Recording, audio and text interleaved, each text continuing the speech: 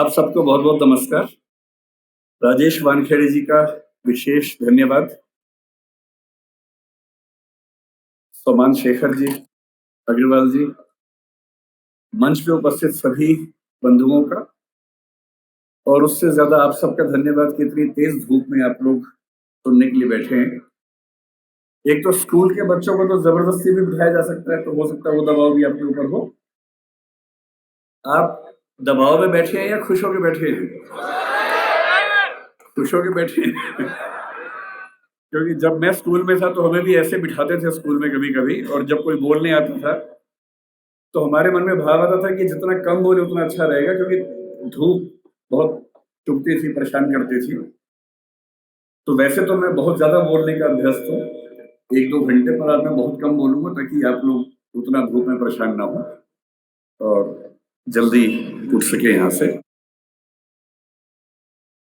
करीब 10 दिन पहले हमारे पास दिल्ली में फ़ोन आया कि 7 नवंबर को यहाँ एक विशेष कार्यक्रम होता है। मुझे सबसे अच्छा लगता है वहाँ जाना जहाँ किसी महापुरुष का जन्म हुआ हो, मृत्यु हुई हो, उसकी यादें जुड़ी हों। और जब मुझे पता लगा कि डॉक्टर अंबेडकर का जन्म यहाँ हुआ, आज पता लगा उनकी अस्थियाँ भी यहाँ पर हैं। तो मैं अक्सर भारत में और दुनिया के सभी क्षेत्रों में घूमता हूँ और ऐसे स्थानों पर जाना पसंद करता हूँ जहाँ ऐसी स्मृतियाँ हों। भारत के विभिन्न नेता, चाहे महात्मा गांधी हों या और नेता उस समय के हों, उन सभी के जन्म स्थान, शहादत स्थल वो सब मैंने देखे हैं। कई-कई घंटे वहाँ बैठा हूँ। डॉक्टर अंबेडकर मेरी नज़र में एक अत्यंत महान नेता हैं। उनको मैं अब्राहम लिंकन के बराबर समझता हूँ। अब्राहम लिंकन ना होते, आज जैसा अमेरिका हमें दिखता है वैसा अमेरिका ना होता अगर अब्राहम लिंकन अपने जीवन का बलिदान न करते। 1776 में अमेरिका आज़ाद हुआ या कह सकते हैं कि 1787 के आसपास उसका संविधान पूरा लिखा गया। लेकिन वहाँ आज़ादी मिलने के बाद भी जो वहाँ के दास थे, स्लेव्स थे, उनको आज़ादी नहीं मिली थी। उनकी आज़ादी लगभग 90 साल के बाद हुई, 1860 के दशक में हुई। एक लंबा संघर्ष हुआ और उस लंबे संघर्ष में जिस व्यक्ति ने एड़ी-चोटी का जोर लगाया उसका नाम अब्राहम लिंकन था। लिंकन के खिलाफ अमेरिका के बहुत सारे लोग थे, पर वो अड़ गया और अंत में उसने संविधान में संशोधन करवा के, जिसको हम अमेरिकी संविधान का 13th अमेंडमेंट कहते हैं, वो पारित करवाया और जिसके बाद से वहाँ दास व्यवस्था समाप्त हुई। उसकी कीमत ये है कि उसके कुछ ही समय के बाद अब्राहम लिंकन की हत्या हुई, लेकिन वो अपने जीवन की बलि देकर कम से कम अमेरिकी समाज के बहुत बड़े हिस्से को आज़ाद करवा के चले। अम्बेडकर जी कहते थे कि ज़िंदगी बहुत लंबी होने का मतलब नहीं है, ज़िंदगी महान होनी चाहिए। और महान जीवन का मतलब ये होता है कि सफल होना तो बहुत छोटी बात है। डॉक्टर अंबेडकर हमारी संविधान सभा के वो मेंबर थे जो सबसे ज़्यादा पढ़े लिखे थे। एक ऐसा व्यक्ति जिसने पीएचडी भी 3 कर रखी हो और चौथी बाद में और उनको मिल गई हो।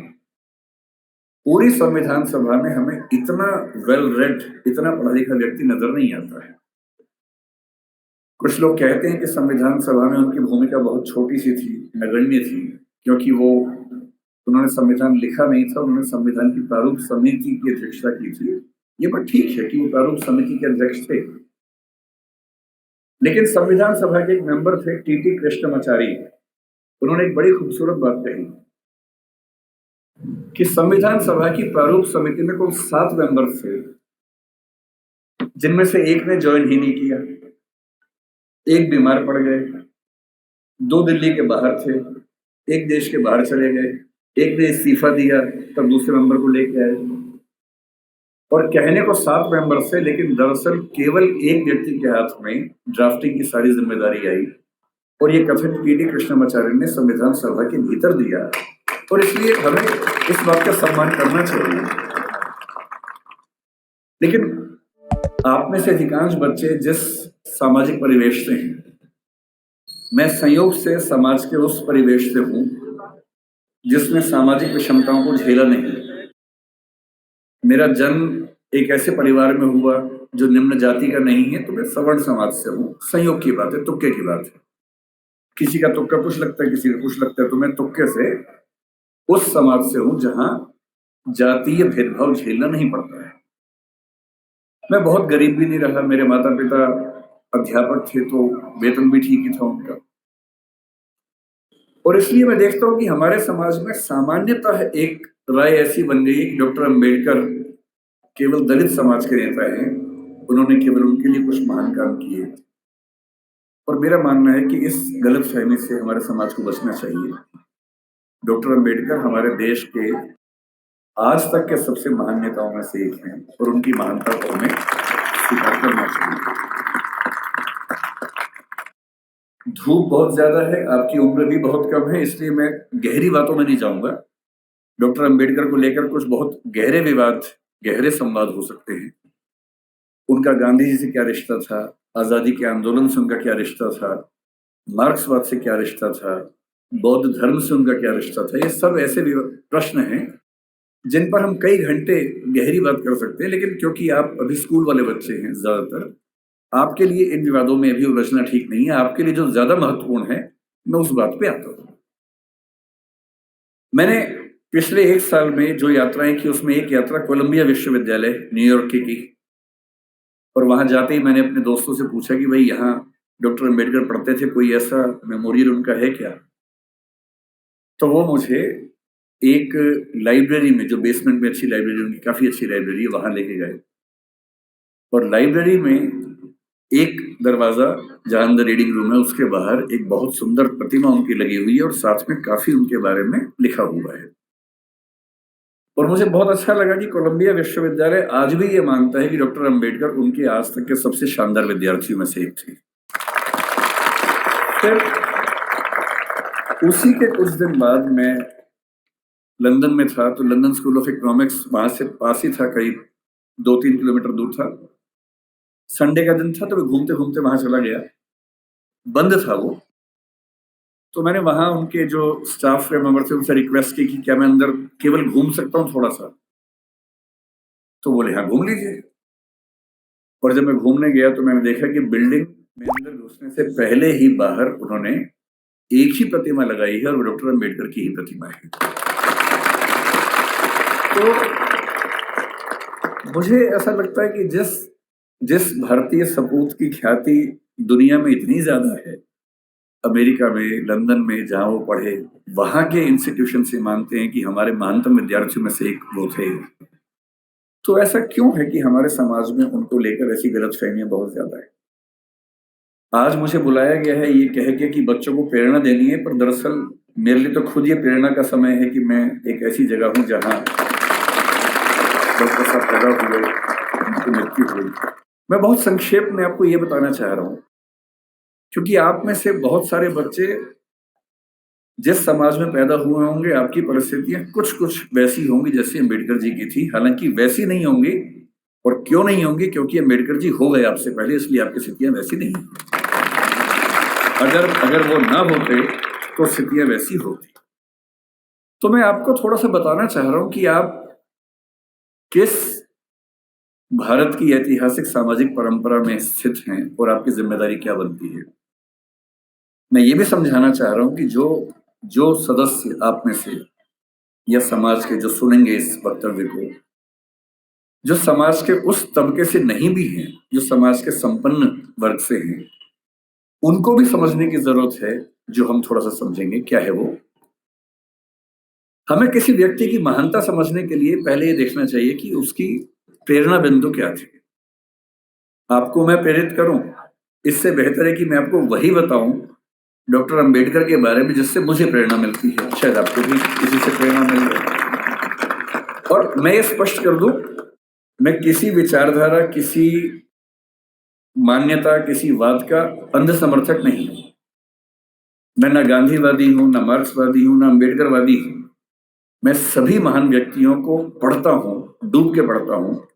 अम्बेडकर जी जितना पढ़ते थे उतना नहीं पढ़ पाता हूं, लेकिन तब भी काफी पढ़ता हूं। उनके बारे में तो एक ऐसी बात मैंने सुनी है, आप बार बार ताली मत बजाइए, उससे रिदम टूटेगी। ताली एक ही बार बजा दीजिएगा बाद में, है ना। अभी सुन लीजिए। मैं कल जब इंदौर आ रहा था, फ्लाइट में था, तो मैंने कुछ वीडियोस डाउनलोड किए हुए थे अम्बेडकर जी के बारे में, ये सोच के कुछ नया पढ़ने को मिले, कुछ नया सुनने को मिले, तो मुझे भी तो प्रेरणा मिले। तो एक जिक्र मैंने सुना। आप लोग धूप से परेशान तो नहीं हो रहे ज्यादा? वैसे भी धूप मेरी तरफ ज्यादा है, आपकी तरफ तो कम है, तो है ना। तो अगर मैं बोल सकता हूं तो आप सुन भी सकते हैं, ऐसा क्या है। और आप बैठे हैं, मैं खड़ा हूं, तो आपको तो ज्यादा। तो मैंने कल एक बड़ा अच्छा जिक्र सुना। वो जिक्र एक विदेशी लेखक जिन्होंने किताब लिखी इनसाइड एशिया, ये 19 मतलब अम्बेडकर के समकालीन लेखक थे, जिनका नाम था जॉन गुंटर, बड़े प्रसिद्ध लेखक थे। उन्होंने लिखा कि मैं 1938 में एक बार डॉक्टर अम्बेडकर के घर गया और मैं दंग रह गया, उनकी लाइब्रेरी में किताबें गिनने लगा। तो उसके बाद पता लगा कि उनके पास उस समय 8,000 किताबें थी। ताली नहीं बजानी है, नहीं, सुनना है, केवल सुनना है। 8,000 किताबें थी। और जिस दिन डॉक्टर अम्बेडकर की 1956 में 6 दिसंबर को मृत्यु हुई, मैं जिस चीज से सबसे ज्यादा उनका प्रशंसक हूं, उस दिन उनके पास 35,000 किताबें थी। मैंने अरस्तु के बारे में सुना है, जो ग्रीक फिलॉसफी का सबसे महान चिंतक या सबसे महान चिंतकों में से एक हुआ। उसने अपने जीवन में 3,000 पुस्तकें लिखी। हालांकि वो अधिकांश पुस्तकें बहुत छोटी हैं, 2 पृष्ठ, 4 पृष्ठ, 5 पृष्ठ की हैं। मैं दंग रह जाता हूँ। मेरे पास डॉक्टर अम्बेडकर का पूरा साहित्य है, वो 21 किताबों में आता है। और जब मैं उसको उठा के 5-7 दिन पहले जब पता लगा यहाँ आना है, तो मुझे लगा मैं एक बार रेफरेंस के तौर पर फिर से देख लूं। इतना मोटा बंडल है उन किताबों का, जो डॉक्टर अम्बेडकर ने केवल अपने 65 साल के जीवन में लिखी है। उनको समय कम मिला। ये ईश्वर या नियति की क्रूरता है कि उनको समय कम मिला। अगर उनको 10-15 साल और मिल जाते तो निस्संदेह हमारा देश जैसा है उससे बहुत बेहतर होता। लेकिन नियति का मामला है। मैं देखता हूं कि हमारे समाज में बहुत लोग उनका विरोध करते हैं। उनको लगता है कि ये दलितों का नेता है, ये हिंदू धर्म के बहुत खिलाफ था, ये बहुत नाराज रहता था। लेकिन उन्होंने उन परिस्थितियों को, उस बैकग्राउंड को देखा नहीं जो आज मैं आपसे डिस्कस करूंगा। आपने सुना होगा जरूर, नहीं सुना तो आप सुन लीजिए और फिर तुलना कीजिए कि आज आप जहां हैं क्यों वहां हैं। अगर अंबेडकर साहब ना होते या ज्योतिबा फुले ना होते, उसके 500 साल पहले कबीरदास ना होते, उसके 2000 साल पहले बुद्ध ना होते, तो दरअसल हम वहां नहीं होते जहां जब बैठे हैं। क्या उन्होंने क्या झेला अंबेडकर जी ने? क्योंकि आप बच्चे हैं, इसलिए मैं वही सी चीजें बताऊंगा जो आपको थोड़ा सुन के समझ में आएंगी और प्रेरणा मिलेगी आपको। जब वो 6 साल के हुए, यही पैदा हुए, यही उनका घर है, मुझे बताया गया इसी घर में उनका जन्म हुआ। आप लोग कितने सौभाग्यशाली हैं कि आप यहाँ आते हैं। मैं तो पहली बार जीवन में आया हूँ। कुछ दिन पहले इंदौर पहली बार मैं आया था, 1 साल पहले। मुझे ये नहीं पता था कि इतना पास में वो जगह है, वरना मैं उसी दिन आता। तो मुझे बड़ा आश्चर्य हुआ कि मैं इंदौर तक आया भी और मुझे पता नहीं चला। तो जब वो पैदा हुए इसी जगह है, क्योंकि उनका सौभाग्य था कि वो एक सूबेदार के बेटे थे, इसी सेना में काम करने वाले। मुझे आज पता लगा कि MHOW क्यों कहते हैं, मिलिट्री हेडक्वार्टर्स ऑफ वार उसका नाम था। मैं परेशान था कि महू की स्पेलिंग MAHU क्यों नहीं है, MHOW क्यों है। तो आज पता लगा नहीं, वो एक एक्रोनिम है, उसकी फुल फॉर्म एक है। वो जिस समाज में थे, उस समाज के बच्चे स्कूल में नहीं पढ़ते थे, उनको पढ़ने की अनुमति नहीं थी। पर क्योंकि वो सूबेदार के बेटे थे, और सूबेदार एक कमीशन पद होता है सेना में, बड़ा पद होता है, तो इतना हो गया कि उनको स्कूल जाने का मौका मिल गया। पर उनकी माँ को, आदरणीय भीमाबाई जी को अच्छे से पता था कि जब बच्चा स्कूल जाएगा तो इसके साथ बहुत बुरा बर्ताव होगा, जिसको आपकी भाषा में बुलिंग कहते हैं, आजकल के बच्चों की भाषा में बुलिंग कहते हैं, उसका खतरा था। और माताओं को, पिताओं को बहुत चिंता होती है कि हमारे बच्चे के साथ स्कूल में ज्यादती ना हो, बदतमीजी ना हो। कल को आप भी पेरेंट्स बनेंगे, आप भी इस दर्द से गुजरेंगे। ऐसे कई बच्चे होते हैं, कोई फिजिकली उतना ठीक नहीं है, कोई मेंटली उतना ठीक नहीं है। जब वो स्कूल जाते हैं बच्चे, एक तो पहले वो पीड़ित है, उसके बाद स्कूल के बाकी बच्चे उनका मजाक बनाते हैं, चिढ़ाते हैं। पेरेंट्स को इतना दर्द होता है इस बात से, लेकिन क्या करें। तो उनकी माता जी ने, भीमा बाई जी ने कहा कि देख बेटा, स्कूल जा रहा है, पहले ही समझा रही हूं, बहुत बुरे अनुभव होंगे। लड़ना मत, झगड़ना मत, विद्रोह करके छोड़ मत देना, क्योंकि पढ़ाई करोगे वो अकेला रास्ता है कि कुछ बड़ा कर पाओगे जीवन में, वरना कोई दूसरा रास्ता नहीं है। इस बात को उस छोटे से बच्चे ने मन में बिठा लिया। वो स्कूल गया। उस स्कूल में पहली बार कोई ऐसा बच्चा आया था जो समाज के अछूत कहे जाने वाले समुदाय का हिस्सा था। जो बाकी बच्चे थे बुरे नहीं थे, पर वो भी अपने अपने घर से सीख रहे थे, अपने समाज से सीख रहे थे। उनको ये पता था कि ऐसे बच्चों के साथ नहीं बैठना है, दूर रहना है। तो व्यवस्था हुई कि वो स्कूल में क्लास के सबसे अंत में, जहां सारे बच्चों के जूते चप्पल रखे हैं, उसके पड़ोस में एक दरी छोटी सी बिछा के बैठेंगे, और दरी भी खुद लेके आएंगे ताकि स्कूल में कोई और व्यक्ति अपवित्र ना हो। अब सोच के देखिए, इमेजिन कीजिए उस बच्चे की हालत कि एक बच्चा है, अपने घर से दरी लेके आता है, क्लास के अंत में जहां जूते चप्पल रखे हैं उसके पास में बिछाता है, बैठता है, बाद में लेके जाता है। उसके साथ कोई खाना भी नहीं खाता है, तो वो दीवार की तरफ चेहरा करके अपना भोजन करता है जो घर से लेके आया था। उसको पानी पीने की अनुमति नहीं है। आपने ये सब नहीं झेला होगा, उस बच्चे का सोचिए। ये आज से केवल और केवल 110 साल पहले की बात मैं कर रहा हूँ, बहुत पुरानी बात नहीं है, 115 साल पहले की बात। उस बच्चे को पानी पीना है, और स्कूल में पानी की एक ही व्यवस्था है कि जो पानी का नल है या घड़ा है उसे वो नहीं छू सकता। तो एक चपरासी है जो उसको दूर से पानी देगा तो वो पिएगा, वो घड़ा नहीं छू सकता है। और ये बात कोई और नहीं कहा है, डॉक्टर अंबेडकर ने खुद अपनी आत्मकथा लिखी है। वो उस समय छप नहीं पाई थी, छपी 1990 के आसपास है। अंग्रेजी में उस आत्मकथा के कुल 6 अध्याय हैं। उसका नाम है वेटिंग फॉर ए वीजा। ये उन्हीं की पुस्तक है। उसमें केवल 6 अध्याय हैं, जिनमें से 4 अध्यायों में उन्होंने अपने अनुभव बताए हैं और 2 में बाकियों के अनुभव बताए हैं। और जो पहला अनुभव है वो यही अनुभव है। और वो साफ लिखते हैं कि अगर किस दिन, बच्चों अभी मैं जानता हूं आप बहुत बेचैन हो गए, शरारत करने का मन भी होगा, लेकिन जिनकी बात चल रही है ना, उनके सम्मान में थोड़ा शांत रहें और सुने, है ना, समझें उस बात। चंचलता इस उम्र में होती है, लेकिन थोड़ा सुन लीजिए, क्या हो गया, फायदा हो जाएगा, कुछ नया सीखोगे, है ना। आपकी उम्र से बहुत पहले अंबेडकर जी बहुत सीरियस हो गए थे, इसलिए वो अंबेडकर जी हैं। तो अब तो सीरियस हो ही जाना चाहिए। और जिस व्यक्ति की बात चल रही है उसका कितना एहसान है हम पे, आपके समाज पे विशेष रूप से, ये भी समझना चाहिए। जिस दिन चपरासी नहीं आएगा उस दिन पानी नहीं पी सकते हैं।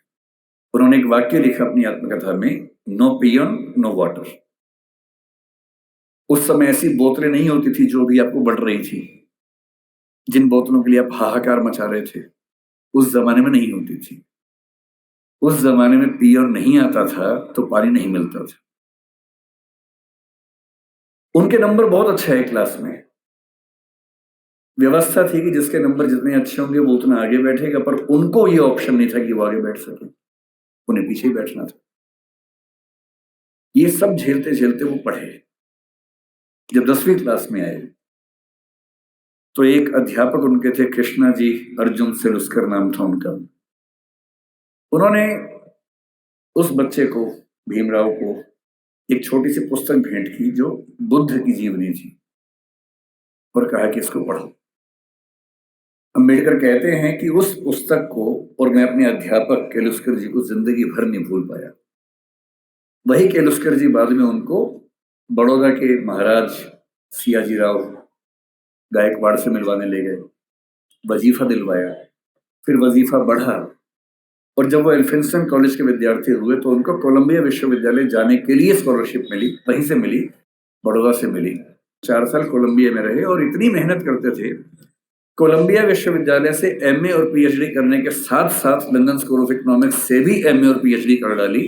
और उन्होंने कहा कि मैं भी बाकी विद्यार्थियों की तरह कुछ घंटे पढ़ के बाकी मौज मस्ती कर सकता था, पर मैंने रोज 21 घंटे पढ़ना चुना ताकि मैं वो सारी सीमाएं दूर कर सकूं जो मैंने अपने समाज में देखी हैं। 17 में वो भारत वापस आए। अब देखिए स्थिति क्या होती है। जब वो भारत आए तो 4 साल अमेरिका में रहे थे, बीच में लंदन में रहे थे, तो उनको वहां जाति व्यवस्था नहीं थी, वहां कोई छूत नहीं था। वहां भी ब्लैक्स की दिक्कत थी, अश्वेतों की दिक्कत थी, पर क्योंकि वो अश्वेत नहीं थे इसलिए वो दिक्कत उन्होंने नहीं महसूस की। तो उन्होंने 4 साल देखा कि एक समानता का व्यवहार उनके साथ हुआ, तो वो उसके अभ्यस्त हुए। अब भारत आए। बड़ौदा महाराज के साथ जो सहमति थी वो ये कि जब वो पढ़ के आएंगे तो बड़ौदा सरकार में सिविल सेवक बनेंगे, दीवान बनेंगे। अब सोच के देखिए क्या हुआ उनके साथ। वो व्यक्ति बंबई से बड़ौदा आया, और जब बड़ौदा आया तो उसको लगा कोई तो लेने आएगा, क्योंकि वो महाराज के सिविल सर्वेंट थे। स्टेशन पर कोई लेने नहीं आया उनको, क्योंकि उनका समाज पिछड़ा हुआ था। तो कोई बात नहीं, उतरे, सोचा कि अब कहाँ रहूं। उनको अंदाजा था कि जो हिंदू समाज की धर्मशालाएं हैं, होटल से, वहां उनको अनुमति नहीं मिलेगी, क्योंकि वो अस्पृश्य माने जाते हैं। तो काफी ढूंढने के बाद उनको एक पारसी धर्मशाला मिली। ये सब बातें अंबेडकर जी ने अपनी जीवनी में लिखी है, आत्मकथा में, वहीं से बता रहा हूं आपको, उन्हीं की लेखनी है। क्योंकि पारसी धर्म में तो जाति व्यवस्था नहीं है, तो उनको लगा यहां शायद शांति मिलेगी। वो पारसी धर्मशाला में गए, वहां कमरा लिया। एक ही कमरा था, बड़ा बहुत बुरी हालत में कमरा था, फर्नीचर से भरा हुआ गोदाम जैसा कमरा, उसी के कोने में रहने की व्यवस्था हुई। तो रहने लगे। कुछ देर के बाद उस धर्मशाला का जो केयर टेकर था वो गुस्से में आया और उसने कहा कि तुम पारसी नहीं हो। उन्होंने कहा नहीं, मैं तो पारसी नहीं हूं। तो बोले बताया क्यों नहीं? बोले आपने पूछा नहीं, मैं क्यों बताऊं? लेकिन उस धर्मशाला में कई महीनों से शायद कोई आया ही नहीं था, हालत खराब थी। तो फिर सहमति बनी कि यार तुम ना रजिस्टर में कोई पारसी नाम लिख दो, मैं मैनेज कर लूंगा। और बोले मुझे कुछ दिन में घर मिल ही जाएगा, मैं फिर वहां शिफ्ट हो जाऊंगा। तो एक पारसी नाम कुछ रख के काम चलाया। 11 दिन हुए थे अभी, और 11वें दिन लगभग 10 से 15 पारसी युवक हथियार, लाठी, डंडे हाथ में लेके चिल्लाते हुए उनकी तरफ बढ़े। और तब उन्होंने कहा कि एक अछूत आदमी पारसी धर्मशाला में कैसे आ गया? तुमने हमारी धर्मशाला खराब कर दी। अंबेडकर जी ने कहा कि आपके धर्म में तो जाति व्यवस्था है नहीं। बोले वो सब हमें नहीं पता, भागो यहां से। और खतरा था कि हिंसा हो सकती थी। अंत में तय हुआ कि शाम तक का समय है, छोड़ देना, वरना छोड़